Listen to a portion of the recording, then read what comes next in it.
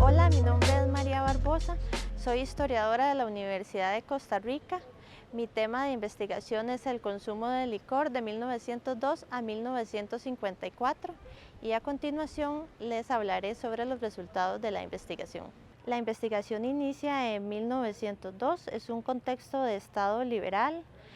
Para mí el Estado liberal es un Estado que aspira a Europa, a ser una sociedad europeizada y está construyendo las herramientas para alcanzar esa aspiración. Como la investigación termina en 1954, abarca temas muy importantes para la historia como la Primera Guerra Mundial, la crisis de 1929 y la Segunda Guerra Mundial. Estos acontecimientos van a tener influencia en las decisiones de política económica que se toman en el país. Uno de los hallazgos de la investigación fue constatar que el Estado costarricense recaudó una parte sustantiva de sus impuestos a partir de la comercialización del aguardiente por parte de la Fábrica Nacional de Licores.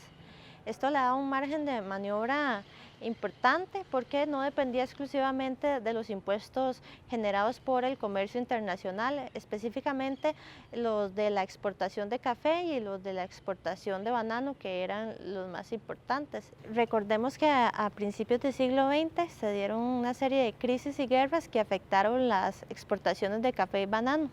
Entonces, la recaudación de impuestos a nivel interno se convirtió en una herramienta y una estrategia muy importante por parte del fisco costarricense.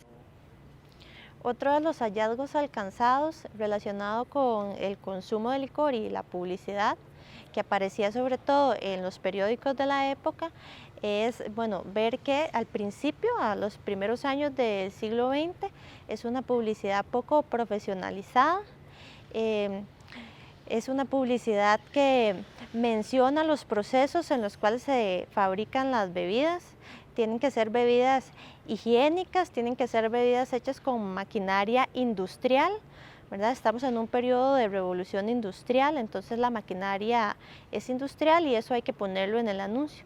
Conforme pasan los años y sobre todo después de la Segunda Guerra Mundial, eso va a cambiar.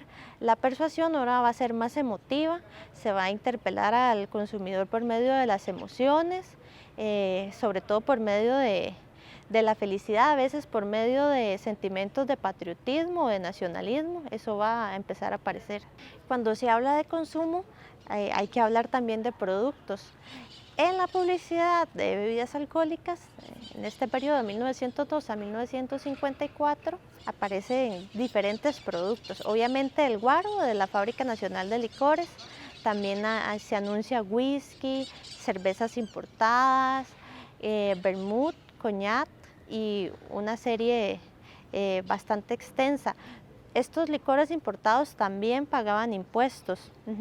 Habían otros que no pagaban impuestos y que no se anunciaban, obviamente eran clandestinos, entonces el guaro de contrabando, pero también es muy interesante ver la presencia de otro tipo de bebidas de origen indígena o ancestral.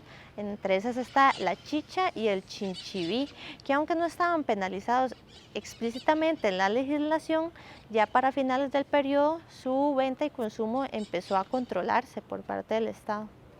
Al principio del periodo de estudio predominaba el consumo de licor o de aguardiente. Conforme avanzan las décadas y sobre todo después de la Segunda Guerra Mundial, en el periodo de la posguerra, la preferencia se va a volcar por la cerveza. Esa va a ser como la bebida que empieza a consumirse más. Se consolidaron algunas marcas porque la cerveza no se producía en una sola fábrica, sino que se producía en distintas fábricas. No estaba monopolizada su fabricación por el Estado, era una producción muy distinta a la del aguardiente, aunque no son excluyentes, pero es distinta. Y estas marcas se consolidan. Un caso que a mí me parece muy interesante y que no se ha estudiado es el de los hermanos Lindo, que a partir de la fusión de varias cervecerías forman la Florida Ice and Frank, que continúa hasta la fecha. Y ellos eran jamaiquinos, creo que eso es una información que tal vez no se toma tanto en cuenta como su origen de país, pero a mí me parece que sería algo que se podría estudiar a profundidad para conocer las influencias de mercadotecnia que ellos tuvieron y que incorporaron cuando fusionaron estas fábricas.